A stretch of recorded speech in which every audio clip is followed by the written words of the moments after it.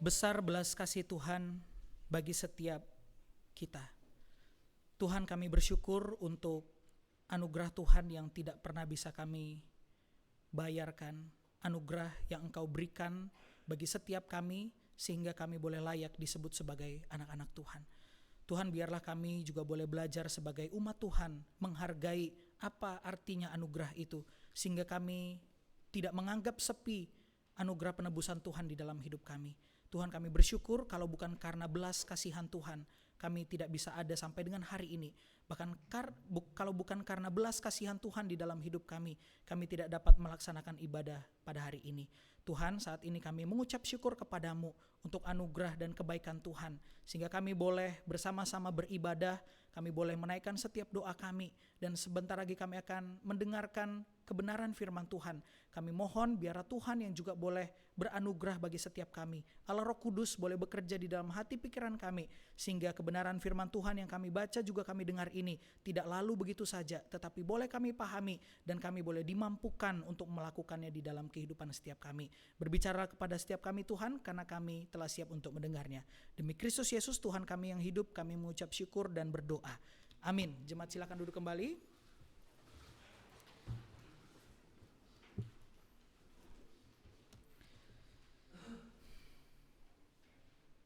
Oke, baik. Shalom, selamat siang jemaat yang dikasih dalam Tuhan.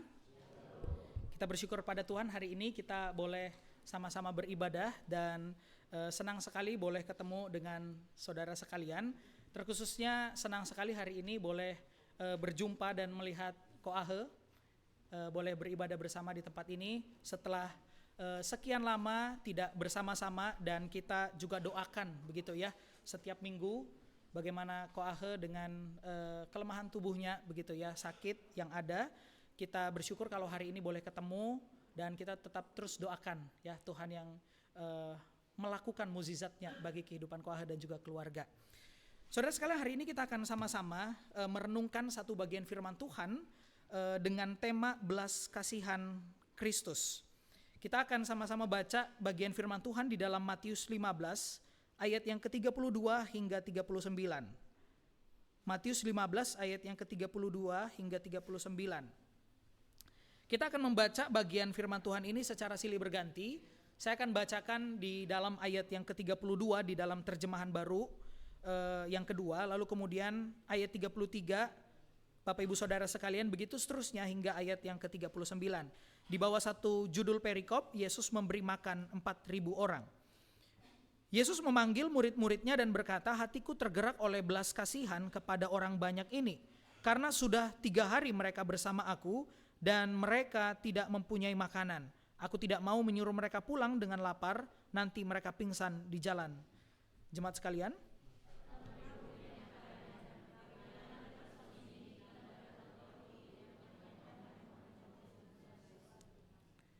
ayat 34, kata Yesus kepada mereka, kamu punya berapa roti? 7, jawab mereka, dan beberapa ikan kecil.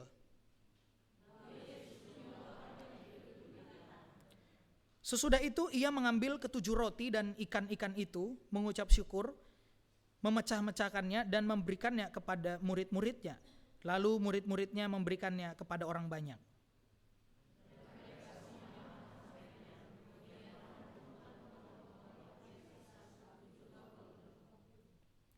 Yang makan itu 4.000 laki-laki, belum termasuk perempuan dan anak-anak.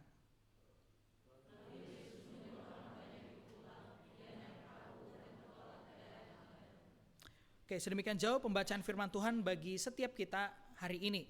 Jemaat yang dikasih dalam Tuhan, hari ini kita akan sama-sama belajar tentang satu topik yang tadi sudah dilihat bersama baik di slide awal atau di dalam PowerPoint yang ada, yaitu tentang belas kasihan Kristus. Saudara, fokus dari pembahasan kita hanya akan di ayat 32 hingga ayat yang ke-33. Kira-kira begitu saudara ya. Jadi hanya meskipun kita baca satu perikop, tetapi fokus pembahasan kita hanya di bagian awal dari perikop ini. Saudara, kalau kita perhatikan, boleh ditampilkan PowerPoint-nya. Saudara, kalau kita perhatikan di ayat yang ke-32, saudara, cerita ini adalah cerita yang tentu tidak asing bagi setiap kita. Saudara, kita mungkin tahu mengenai cerita mengenai Yesus memberi makan banyak orang, ya. Ada yang 5.000 orang, tetapi di dalam perikop ini 4.000 orang, saudara, ya. Jadi jangan kebalik. Memang ada dua kisah itu, bukan dua kisah yang sama. Sehingga nanti kalau kita ditanya, Tuhan Yesus sebenarnya memberi makan yang 4.000 orang atau 5.000 orang gitu ya. Jawabannya adalah keduanya, saudara, ya. Tuhan Yesus pernah memberi makan untuk 5.000 orang, itu yang paling banyak diceritakan biasa di cerita sekolah minggu kalau kita ikut dari awal. Tetapi sebenarnya ada kisah kedua, yaitu Tuhan Yesus memberi makan 4.000 orang. Itulah perikop yang kita baca hari ini. Saudara, di ayat 32, di sana kalau kita perhatikan beberapa kali ditampilkan bahwa Yesus kemudian memanggil para murid dan kemudian mengatakan bahwa dia punya hati yang tergerak karena melihat ada banyak orang yang kemudian setelah beberapa hari ikut Tuhan. Kalau kita perhatikan di dalam cerita sebelumnya, mereka ikut Tuhan Yesus untuk mendengar ajaran, beberapa yang lain ikut Tuhan Yesus untuk disembuhkan, beberapa yang lain ikut orang-orang di sekitarnya, begitu ya. Mereka kepengen melihat seperti apakah Tuhan Yesus itu, kira-kira saudara. Sehingga akhirnya beberapa hari mereka ikut Tuhan Yesus dan kemudian akhirnya Yesus melihat mereka dan memanggil murid-muridnya serta berkata kepada mereka bahwa hatinya tergerak oleh belas kasihan karena melihat orang banyak itu mengikut dia dan tidak memiliki makanan. Saudara, itu adalah konteks umum dari cerita yang kita baca ini. Saudara, kalau kita melihat secara singkat perikop yang sudah kita baca, kita akan memahami bahwa Yesus adalah teladan daripada misi holistik. Sebagian dari kita mungkin baru pertama kali mendengar apa yang disebut istilahnya dengan misi lalu kemudian holistik, begitu ya.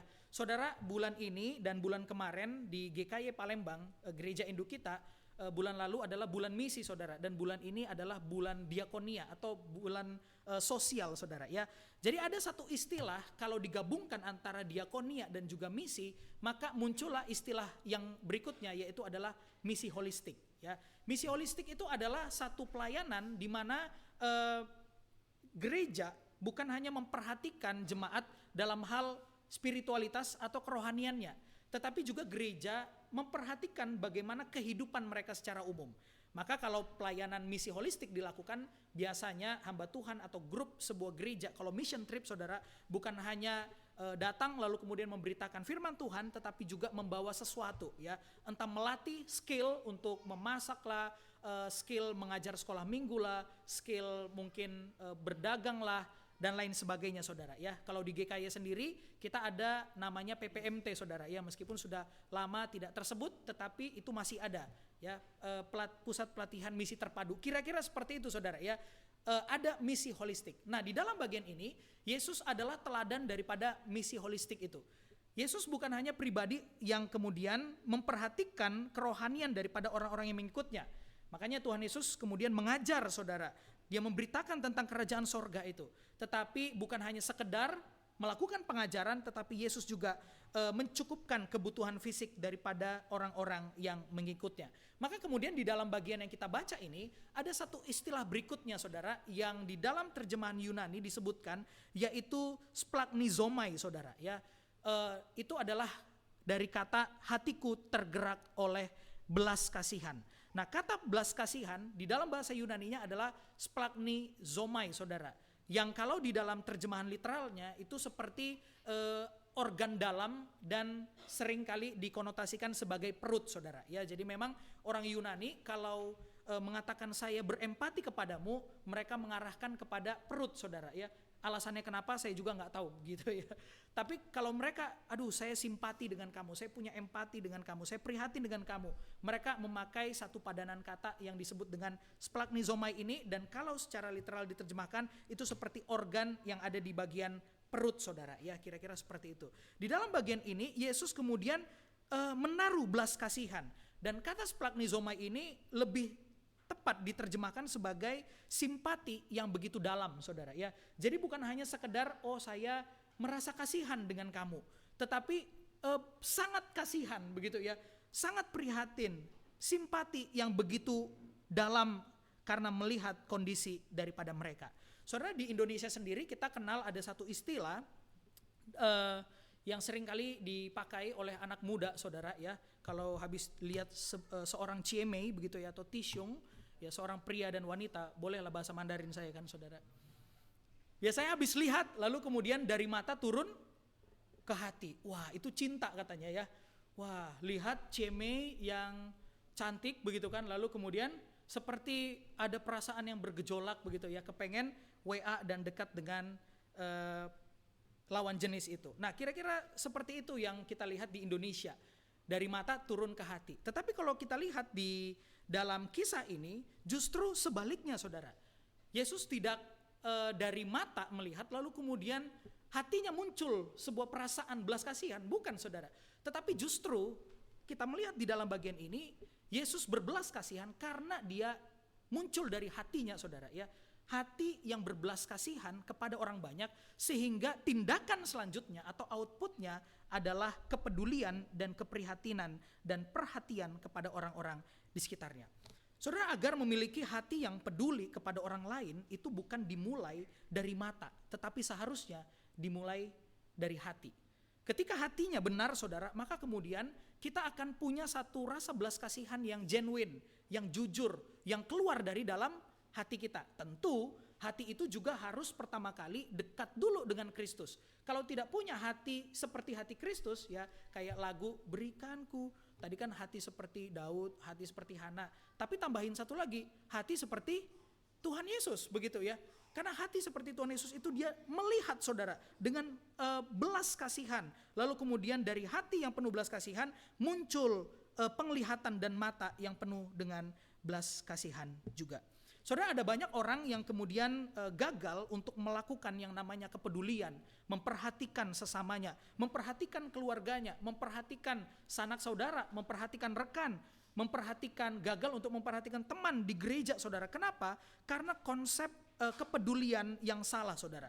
Harusnya konsep kepedulian itu dimulai dari hati dulu, bukan dimulai dari mata saudara, tetapi dimulai dari hati yang mengasihi Kristus. Makanya di dalam bagian firman Tuhan yang lain dikatakan bagaimana mungkin kita dapat mengasihi sesama, mengasihi Tuhan yang tidak kelihatan, sementara sesama kita yang kelihatan aja kita tidak mau mengasihi mereka saudara ya. Maka kemudian di dalam bagian ini seharusnya kepedulian itu dimulai dari hati yang dekat dan paham tentang kasih Kristus, baru kemudian kita dapat peduli kepada sesama dan memiliki mata yang memperhatikan kebutuhan orang lain. Saudara, jika diperhatikan orang-orang yang mengikut Yesus di dalam bagian ini sebenarnya tidak pernah meminta kepada Tuhan Yesus untuk memberikan makanan kepada mereka ya. Tidak ada di dalam kebenaran firman Tuhan ini dituliskan Tuhan saya sudah 3 hari ikut Tuhan, lalu kemudian ada satu orang lagi dari belakang mengatakan saya sudah 7 hari, sudah seminggu tetapi saya tidak diberi makan saudara gitu ya. Mereka mengikut Tuhan itu tidak meminta kepada Tuhan Yesus. Dan di dalam bagian ini justru memberi makan kepada 4.000 orang ini adalah inisiatif daripada Tuhan Yesus ya. Entahkah mereka belum minta, tetapi pada intinya Alkitab mengatakan bahwa Tuhan Yesus yang berinisiatif untuk kemudian memperhatikan mereka ya, untuk memberikan makanan kepada mereka. Saudara, jika kita memiliki hati yang peduli, hati seperti Kristus di dalam bagian firman Tuhan ini, kita tidak perlu untuk menunggu orang lain meminta kepada kita, tidak menunggu mungkin keluarga kita sengsara nian, atau mungkin rekan kita atau teman kita atau siapapun yang kita ada di sekitar kita, tidak perlu menunggu mereka harus meminta dan sampai sengsara dulu baru kita tergerak untuk membantu. Saudara, kalau kita punya hati yang dekat dengan Tuhan, hati seperti Kristus, tidak perlu kita membantu mereka sampai mereka saronian kalau kata orang Palembang. Tetapi kita punya satu inisiatif sebelum mereka meminta, sebelum mereka kemudian hidupnya begitu sengsara, saudara, kita yang kemudian berinisiatif juga membantunya. Saudara, maka ada satu kutipan yang saya senang dari seorang tokoh bernama Bapak Mark Twain. Dia ini sebenarnya seorang pujangga ya, sering menulis puisi dan banyak hal-hal yang puitis kira-kira begitu ya. Dia menuliskan begini, kasih adalah bahasa yang dapat didengar oleh tuli dan dilihat oleh buta. Kalau kita pahami kalimat ini begitu dalam saudara ya.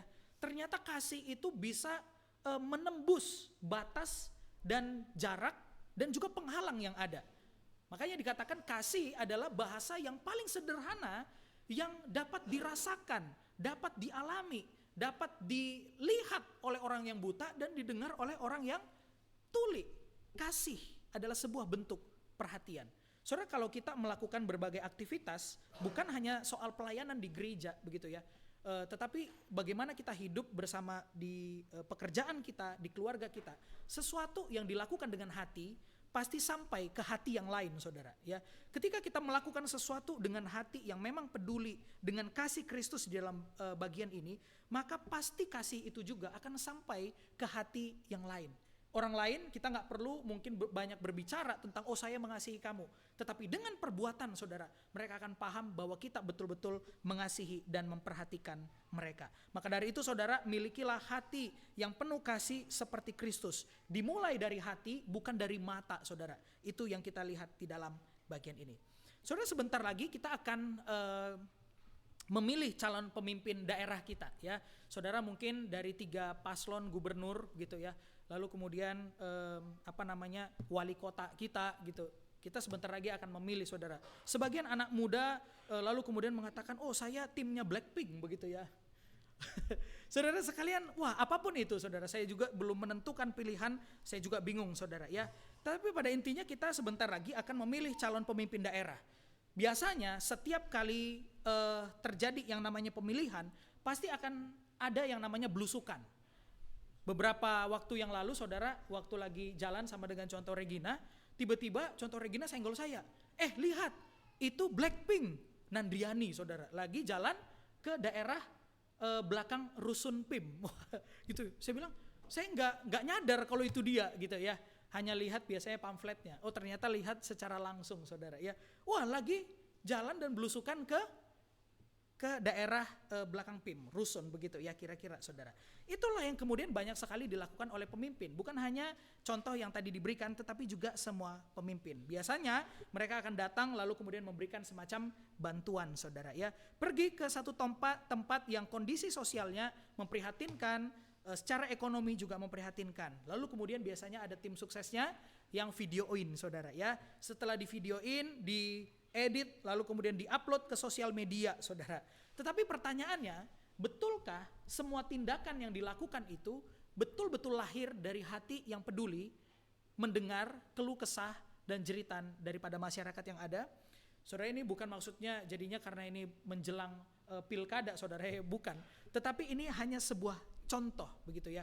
Bagaimana ada banyak sebenarnya tokoh di dalam dunia ini yang hanya tampaknya saja melakukan kasih, hanya tampaknya saja memperhatikan, tapi sebenarnya tidak betul-betul memperhatikan saudara ya. Kita sulit untuk melihat ketulusan orang lain belakangan ini. Kenapa?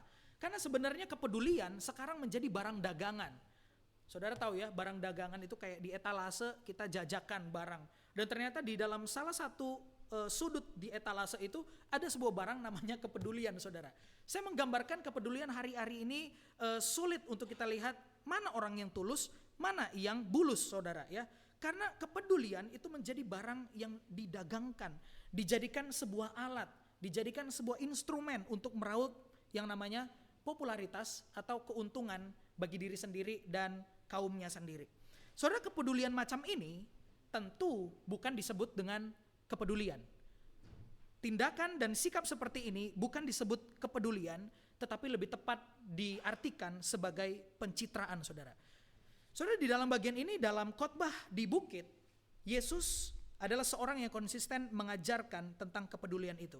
Maka di dalam Matius 6 ayat yang ketiga, ketika jauh ya sebelum bagian ini, Matius yang ke-15 ini secara narasi saudara, jauh sebelum pasal yang ke-15, Tuhan Yesus juga mengajarkan ya kepada orang-orang di sekitarnya. Kalau peduli, ini di khotbah di bukit, ketika engkau memberi sedekah atau memberikan perhatian, ketika engkau menolong sesama, membantu sesama, jangan diketahui tangan kirimu apa yang diperbuat oleh tangan kananmu. Artinya apa saudara? Diri sendiri aja, tangan kiri dan kanan kan mereka itu ya satu kesatuan sebenarnya, satu sistem. Tapi tidak saling tahu saudara. Artinya apa? Gak perlu kita umbar kebaikan kita dan perhatian kita dan kepedulian kita kepada orang-orang yang ada, yang kalau kita bantu saudara ya. Belakangan ini kan netizen Indonesia banyak mengkritik Willy Salim saudara ya. Bang kasih iPhone dong bang give gitu ya. Kalau gak salah anak-anak kita gak ada yang kayak gitu ya. yang di belakang. Amin, multimedia. Nah teman-teman sekalian, ada banyak yang kemudian akhirnya ya begitu. Wah, menolong dan membantu orang tetapi kemudian divideoin untuk kepentingan dan pencitraan dirinya sendiri. Soalnya di dalam bagian ini Tuhan Yesus konsisten mengajarkan nilai dan prinsip tentang kepedulian kepada sesama. Saya percaya saudara, kalau Yesus hidup di zaman ini, Yesus hidup di zaman di mana perkembangan teknologi dan juga live sosial media begitu banyak saudara. Saya percaya bahwa Yesus juga akan melarang para murid untuk live di TikTok, ya. Apalagi untuk nari setboard. Gimana Hab? Oh, aduh Shopee ini lagi ya. Itu salah satu contohnya, saudara ya. Saudara sekalian, pasti Yesus melarang para murid untuk live di TikTok gitu ya. Wah, tiba-tiba Petrus, dia kan orang yang paling impulsif, reaktif, saudara ya. Wah, tiba-tiba dia keluarin HP-nya, dia keluarin aplikasi TikTok. Lalu ketika Tuhan Yesus menolong 4.000 orang, dia ambil tripodnya, dia tempel HP-nya di situ ya. Tiba-tiba ada peringatan baterainya mau habis. Dia pinjem sama Yohanes gitu kan. Pinjem dong, bawa powerbank enggak? Aduh, ada sih, tapi nanti untuk HP-ku gimana? Kira-kira saudara ya. Tapi Tuhan Yesus pada intinya pasti akan melarang para murid supaya tidak live di TikTok dan mengenai hal ini, mengumbar sesuatu hal, bantuan dan lain sebagainya saudara ya. Saudara, jika kita berbuat baik dan peduli kepada sesama, maka ukirlah itu di atas air saudara. Kalau orang lain berbuat baik kepada kita, ukir di atas batu. Apa arti peribahasa ini saudara? Artinya supaya kita bisa mengingat kebaikan dari orang lain. Tapi kalau kebaikan diri sendiri, gak usah kita ingat-ingat saudara gitu ya. Makin kita ingat, takutnya itu jadi jebakan Batman agar kita jatuh ke dalam kesombongan. Ketika kita mengukirnya, wah kita ingat terus begitu ya, saya pernah bantu dia dan lain sebagainya. Saudara, itu akan menjadi satu batu sandungan di kemudian hari saudara. Dan tanpa sadar bisa jadi kita akan jatuh ke dalam kesombongan. Saudara, biarlah kita, perbuatan baik kita, itu hanya Tuhan yang tahu saudara.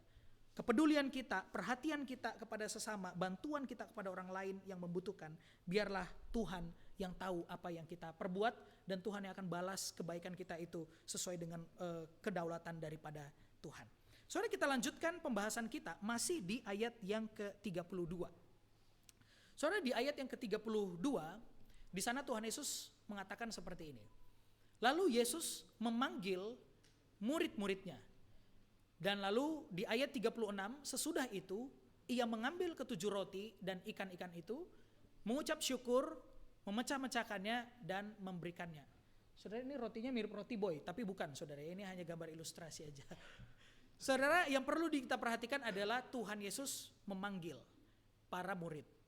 Lalu kemudian ada kata kerja berikutnya di 36, di ayat 36 dia mengambil, Tuhan Yesus mengucap syukur, memecahkannya, lalu kemudian memberikannya. Pertanyaan untuk kita renungkan saudara, bisakah sebenarnya Tuhan Yesus melakukan mukjizat tanpa harus melibatkan para murid? Bisa?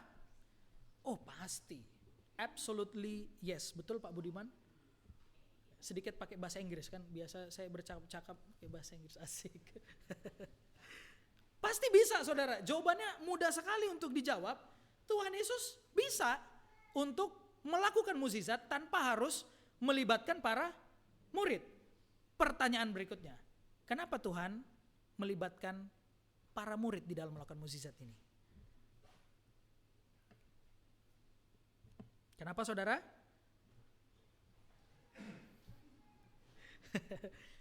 Gak tahu, cuman tahu gitu ya. Mungkin Yesus kegalaan, wah enggak lah saudara ya. Saudara, ini ada sebuah motif ya, nanti kita akan renungkan bersama.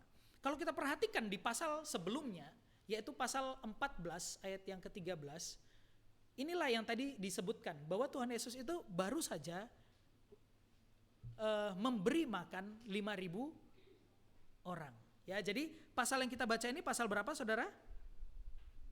Pasal 15. Di pasal 14, satu pasal sebelumnya, Tuhan Yesus juga melakukan mukjizat yang mirip, yaitu memberi makan 5.000 orang. Di pasal 15-nya yang kita baca, itu 4.000 orang. Jadi total berapa orang yang Tuhan Yesus kasih makan? 9.000 orang. Nah saudara, kalau kita perhatikan Matius penulis Injil ini memberikan clue, memberikan sebuah semacam narasi cerita sebelum bagian ini kepada para pembacanya bahwa Yesus sebenarnya bisa melakukan mukjizat ini tanpa harus melibatkan para murid, ya. Toh dia yang akan memberkati, menguduskannya, lalu kemudian membagikannya kepada orang banyak itu. Secara logika, saudara, kalau 5.000 orang saja bisa dicukupkan oleh Tuhan Yesus dengan 5 roti dan 2 ikan, apalagi kalau jumlahnya hanya 4.000, lebih kecil jumlahnya. Easy lah gitu ya kalau anak-anak sekarang. 5.000 aja dijabanin sama Yesus kayak gitu kira-kira ya, apalagi hanya 4.000. Saudara, jika Yesus bisa melakukan seorang diri, mengapa Yesus harus melibatkan mereka, para murid, untuk memberi makan 4.000 orang ini? Jawabannya hanya satu, saudara, yaitu karena Yesus sedang melakukan yang disebut dengan pemuridan. Saudara, dalam pengertian yang lebih sederhana, pemuridan adalah learning to be more like Christ.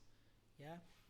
Pemuridan di dalam bahasa yang lebih sederhana kita pahami sebagai belajar untuk lebih serupa dengan Kristus.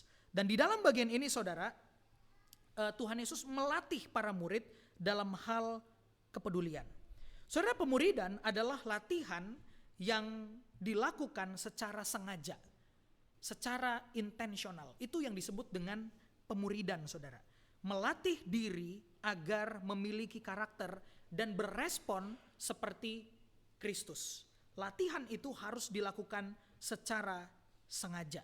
Dan dalam bagian ini Tuhan Yesus sengaja, ya, dengan sengaja melibatkan para murid untuk masuk di dalam sebuah proses yang disebut dengan pemuridan.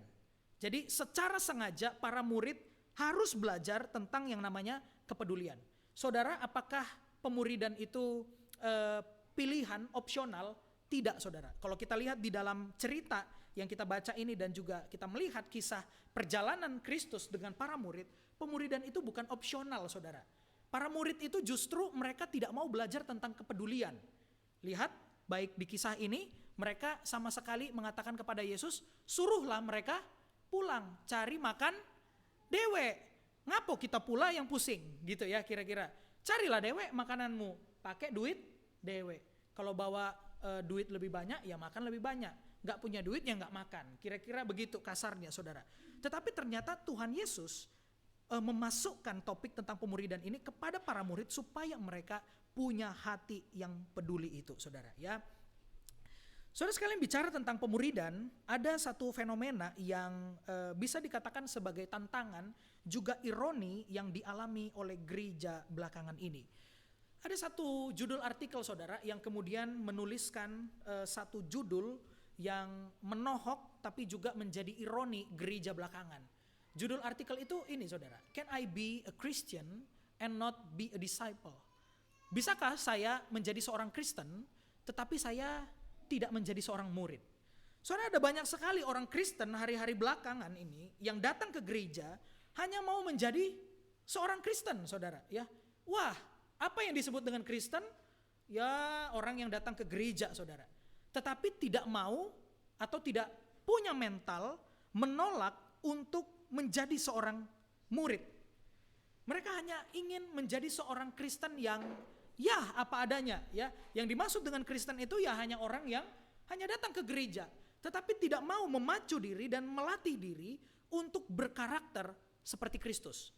Maka kemudian tidak heran, saudara, ada banyak sekali kisah di mana orang Kristen di gereja, dia rutin datang, dia rutin pelayanan, tetapi kemudian di dalam kehidupan hari-harinya, ketika dia di luar daripada tembok gereja, melakukan bisnisnya, saudara, atau mungkin ketika dia berelasi dengan pasangannya, ketika dia berelasi dengan teman-teman sekerjanya, ketika dia berelasi dengan keluarganya, saudara seperti bukan orang Kristen, saudara, ya.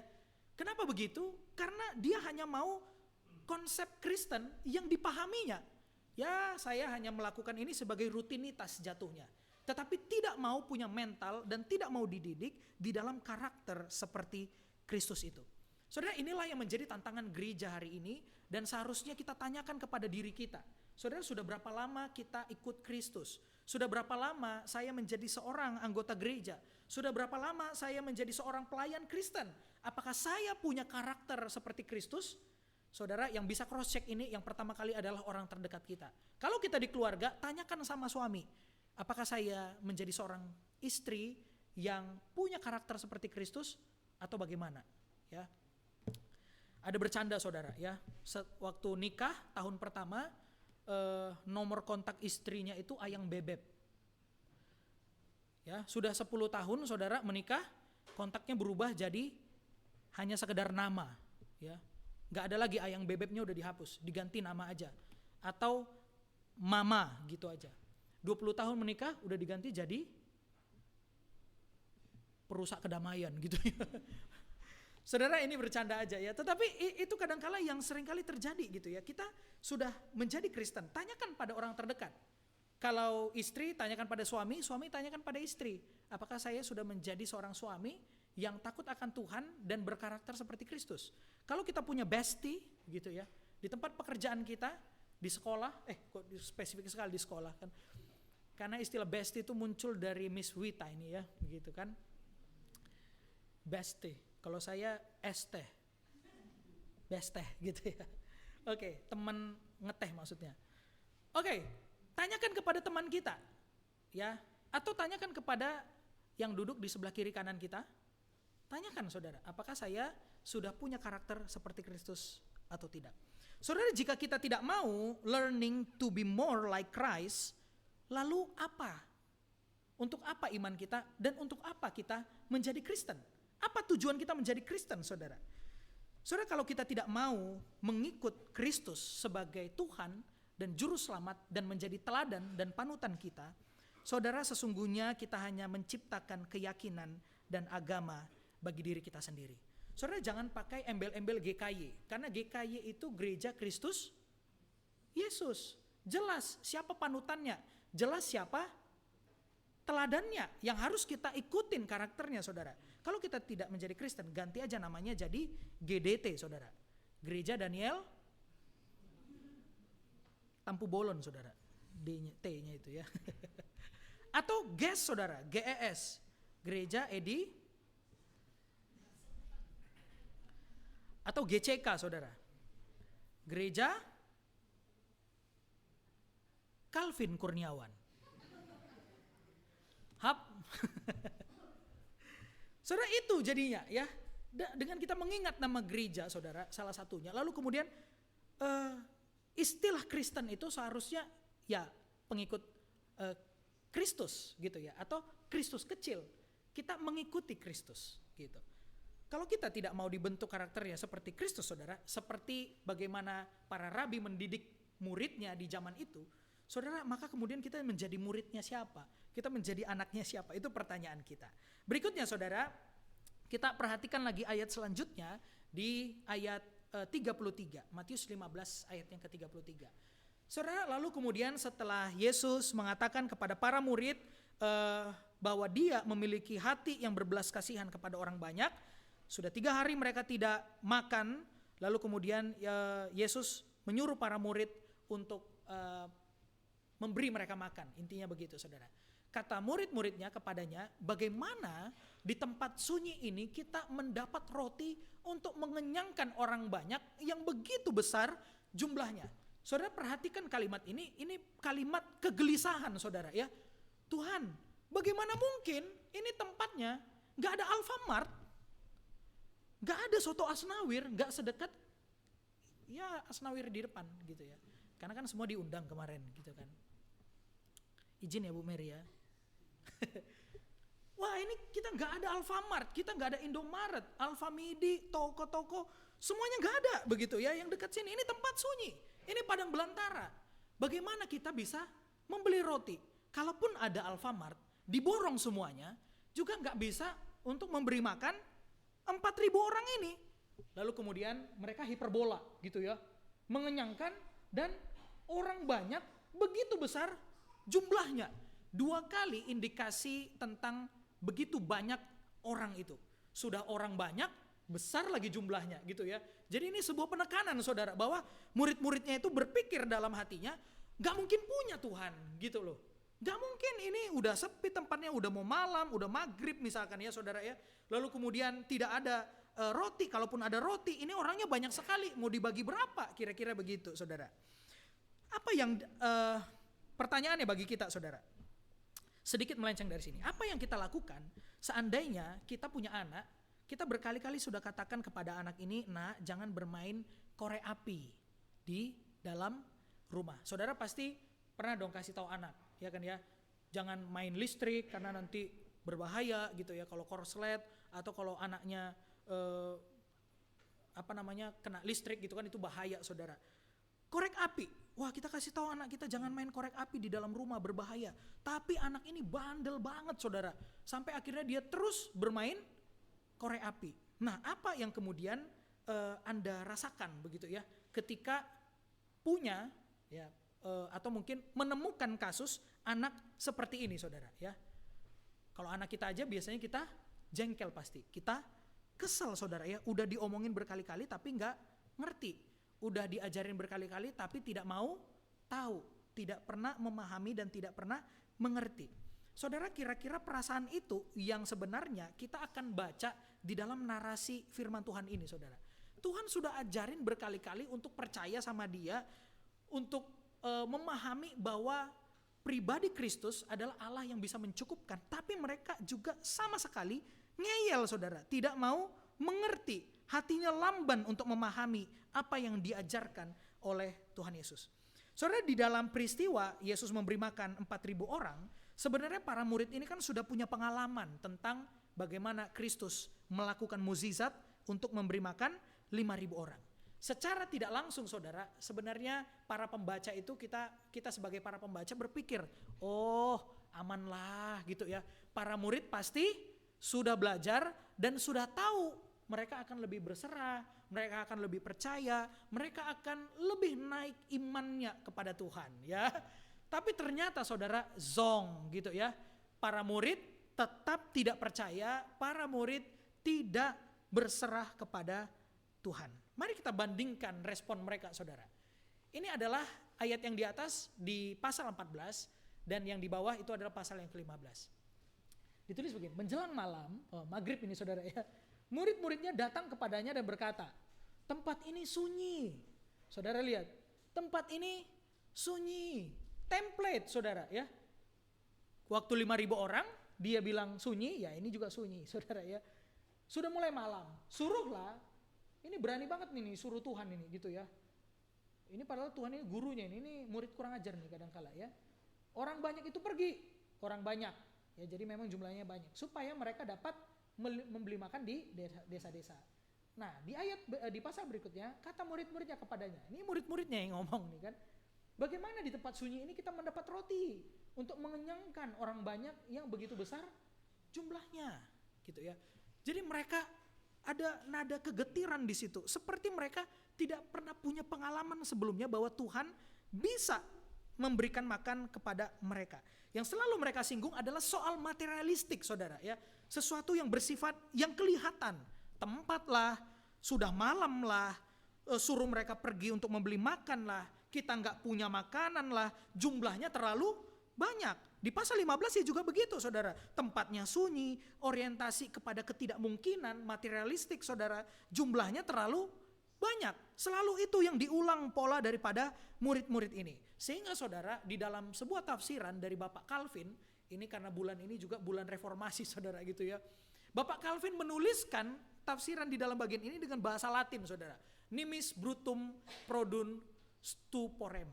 Wah, artinya apa saudara? Artinya saya nggak tahu juga saudara ya. Tapi artinya begini saudara. Respon yang mencengangkan.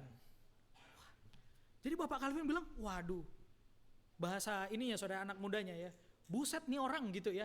Kira-kira baru aja kejadian Tuhan Yesus memberi makan 5.000, mereka udah lupa, udah masuk jadi tidak percaya gitu ya. Lalu kemudian Calvin melanjutkan tafsirannya dan menuliskan, memberikan satu istilah yang dia berikan kepada para murid, yaitu insensibility saudara. Atau di dalam bahasa terjemahannya, ketidakmampuan untuk memahami saudara. Ketidakmampuan untuk merasakan. tidak punya kemampuan untuk berpikir. Saudara, bukankah seringkali kalau kita lihat di dalam kisah daripada bangsa Israel, mirip kan dengan kisah para murid ini? Saudara, bangsa Israel itu sudah diberikan mukjizat oleh Tuhan. Waktu Musa naik ke Gunung Sinai, saudara, Tuhan bertemu dengan Tuhan. Di situ ada awan yang menggelegar, lalu kemudian ada gemuruh, petir, guntur dan lain sebagainya, saudara, ya. Lalu kemudian kemuliaan Tuhan terjadi di Gunung Sinai itu. Musa bertemu dengan Tuhan. Tetapi apa yang dilakukan oleh bangsa Israel di bawah kaki gunung, saudara?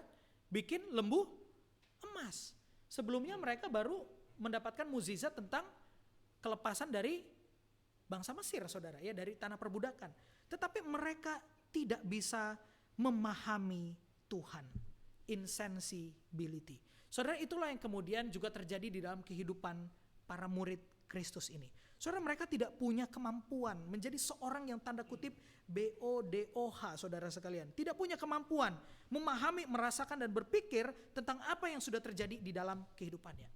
Tetapi saudara, tentu apa yang terjadi kepada bangsa Israel, kepada para murid, ternyata kalau kita pikir diri kita, kita juga sering mengalami apa yang disebut oleh nimis brutum produn stuperum ini, saudara, ya.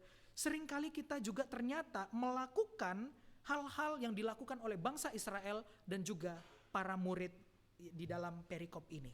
Saudara sekalian, kita sebagai orang Kristen seringkali melakukan hal yang sama. Kita lambat untuk mengerti tentang Tuhan. Kita seringkali mengabaikan pertolongan yang mungkin sudah Tuhan lakukan di masa lampau, tetapi kita lupakan hari ini ketika kita mengalami pergumulan itu, saudara.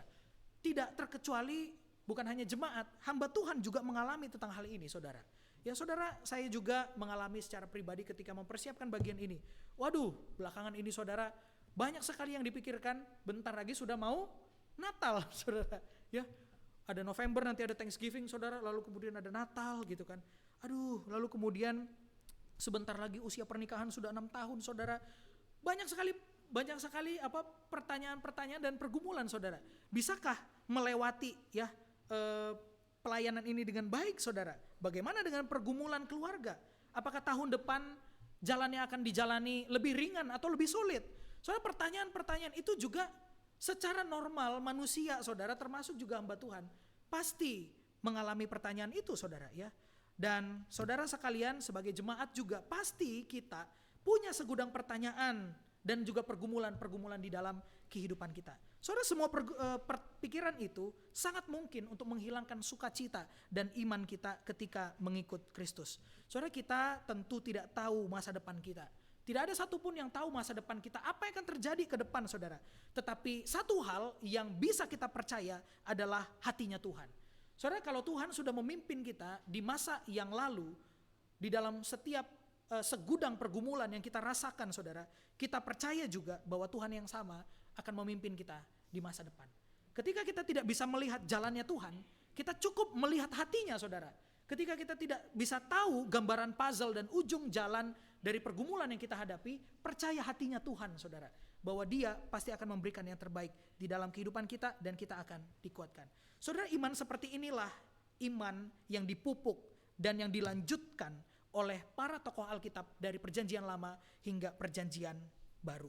Dari zaman ke zaman, saudara, iman inilah yang dilanjutkan oleh para tokoh Alkitab itu.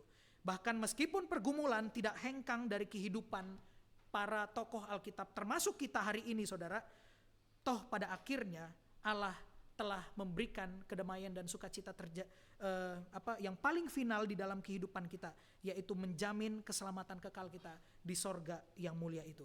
Saudara, ketika kita hidup di dalam dunia ini, kita bisa jadi kalah, saudara. Kita bisa jadi babak belur. Kita bisa jadi bonyok, saudara, dengan pergumulan yang ada. Tetapi jangan hanya melihat hari ini, saudara. Tetapi kita bisa melihat di masa depan dan Tuhan menjamin bahwa hidup kita berkemenangan, saudara, di dalam kekekalan itu.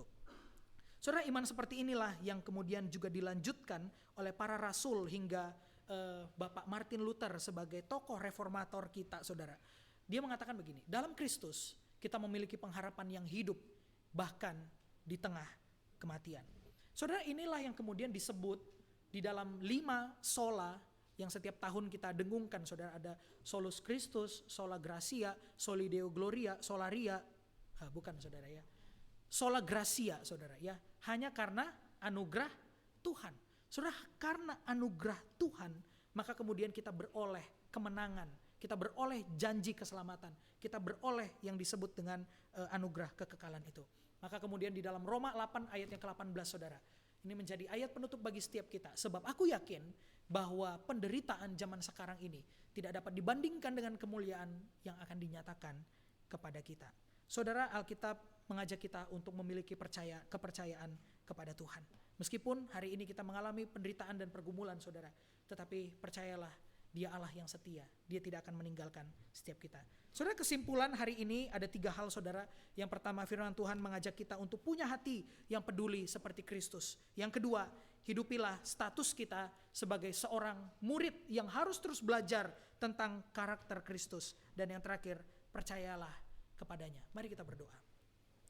Tuhan, kami bersyukur untuk kebenaran firman Tuhan yang telah kami baca, juga kami dengarkan hari ini.